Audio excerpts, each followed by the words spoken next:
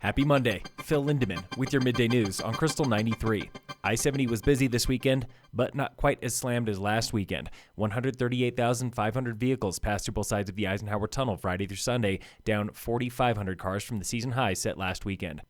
Local courts have a new chief judge. Paul Dunkelman now sits in the highest seat for the 5th Judicial District. He has been interim chief for months since predecessor Mark Thompson was accused of pulling a firearm on his stepson and put on administrative leave.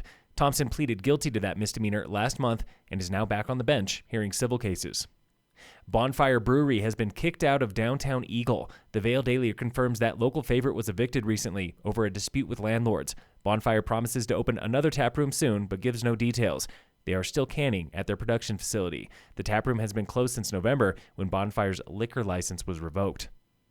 An Eagle County Recreation District is trying again to raise taxes for funding. This too from the Vale Daily. Mountain Recreation needs $40 million for renovations in Edwards, Eagle, and Gypsum. That is $20 million less than the question that voters rejected in November. Mountain Rec also promises to slash entry fees if they raise taxes and limit an existing property tax. Avalanche danger is moderate at all elevations in the Vail Summit County zone today. You've got three problems: wind slab in the high alpine, loose dry at and below tree line, and persistent slab on northwest through east aspects.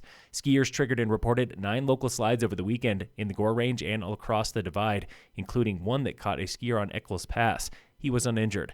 8 more slides popped off in the Front Range zone. In sports, the Nuggets beat the Nets last night, 124-104. Red Gerard took 4th at Olympic snowboard slopestyle behind Canadian and Chinese riders. Michaela Schifrin missed a gate on her first run of giant slalom, scrubbing the finals.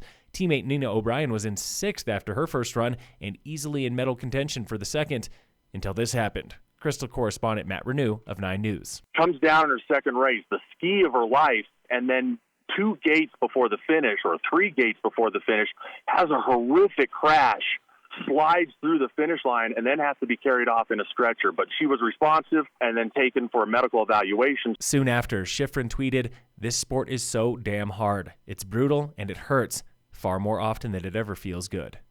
And in local sports, brought to you by Cassandra Schultz & Associates with American Family in Dillon, Summit High Swimming and Diving finished 5th at the League Meet in Junction Saturday. 3 senior wrestlers placed at the League Meet in Glenwood. Senior Ethan Sycat took 2nd for the 120-pound weight class. Tigers Alpine ski teams took 2nd at Giant Slalom in Keystone Friday, led by Michael Cheek and Lucy Brady. The Nordic team struggled at team relays in Leadville Saturday, 8th for the boys, 9th for the girls. Summit girls basketball beat Battle Mountain. Boys basketball lost.